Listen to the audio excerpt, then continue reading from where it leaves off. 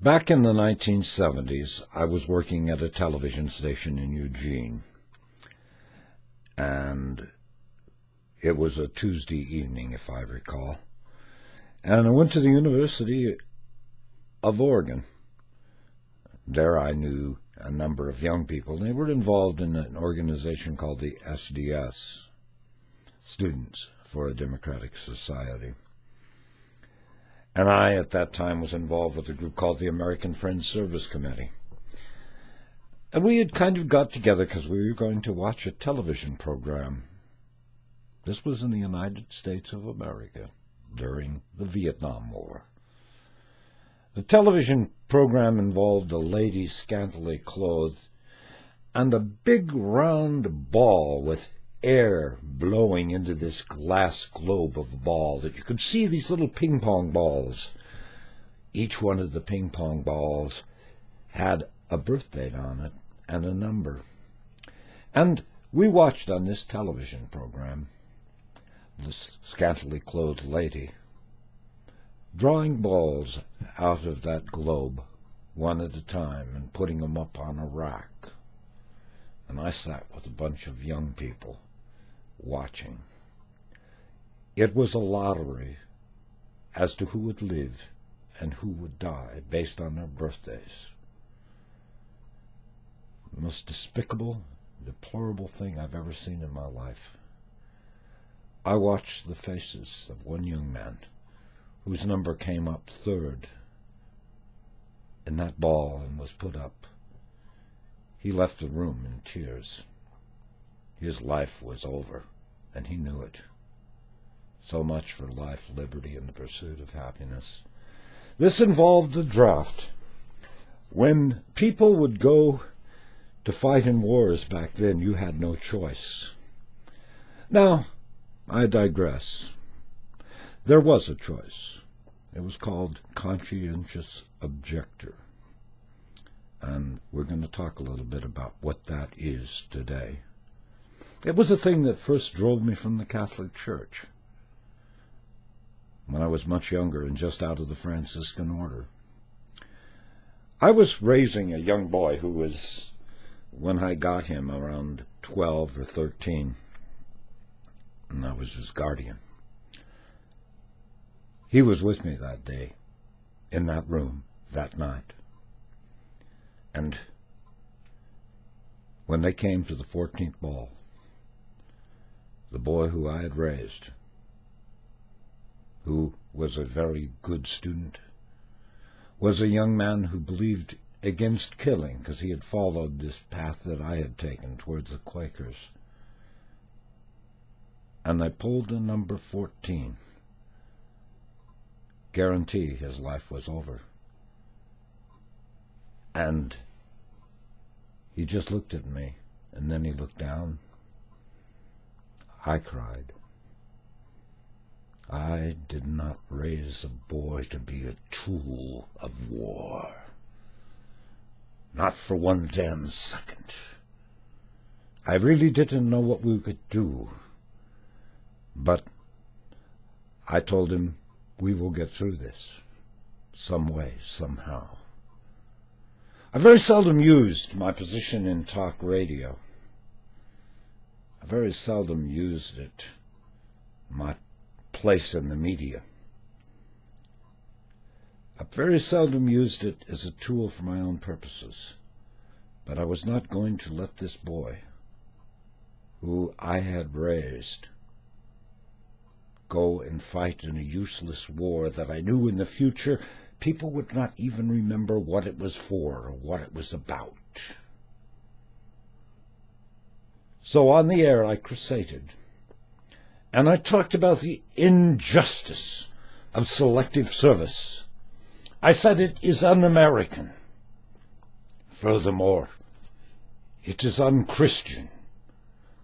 What part of thou shalt not kill do you not grasp? That's what I said. In the meantime, the young man applied for conscientious objector status.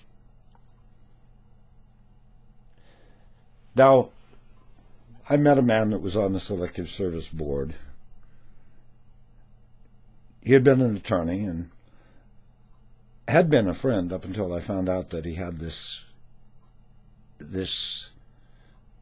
almost, I don't know, how can you describe that kind of ilk of a person that's that rotten that he would allow a lottery with the lives of our young people? But we talked, and I explained to him that my boy was going to be a conscientious objector, and he explained to me that there was a quota, that they could only allow so many conscientious objectors a month. The rest would go to prison. So it looked to me like my boy was going to prison. We talked about that a great deal. And I continued talking on the air against the rotten Selective Service, how un-American it was. I was opposed to war as I am today. Well, even though his lottery number was 14, and even though he didn't get the status of conscientious objector, I challenged my friend that was on the draft board. And he told me, you see, the problem is this, Jer. We can't accept him as a Quaker because he joined the church after 14 years of age. And we do not allow a young person to join a pacifist church between 14 and whatever the end of the draft age was, 34 or whatever it was. I was just in shock. You mean he can't get it because he became a pacifist after he was 14? He said, yes, that's it. I went on the air and I talked about that. He called me and said, don't talk about that, but I did. Well, finally, the young man got a job. He was working at the YMCA. And finally, the Selective Service granted him, mainly because of my big mouth, the status of conscientious objector. He worked at the YMCA. We got the notice that the assignment, normally the Selective Service trying to disrupt this young person's life. If he lived in California, he would be sent to New York to work in some kind of a, I don't know what, some kind of a job that supposedly was for peace, but it probably wasn't. But the young man came home. I told him, you know, they've granted this, and you can continue working at the YMCA, the place where you've been working for 2 years. Isn't that marvelous? And it will fulfill your things. And the young man said, no, I won't.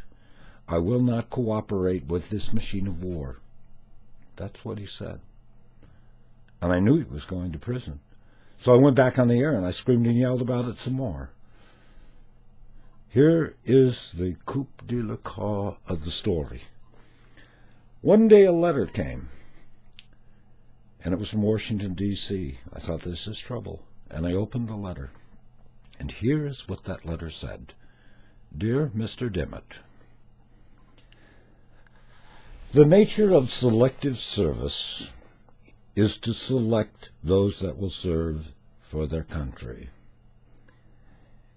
In the case of your young man, and he named the boy, we choose not to select him. Have a good life, both of you. Signed, Louis B. Hershey, head of Selective Service in Washington, D.C. It's not a fun story. It's not a pleasant story. It tells you the kind of rotten thing. When they say, oh, Obama's doing a great job, this country is fine, there is this evil veil that falls across this country that has the potential to conduct a lottery of life and death, and it's called Selective Service. If you're in a church that believes that it's all right to have lotteries with young people's life, you're in the wrong church, brothers and sisters. Peace be with you.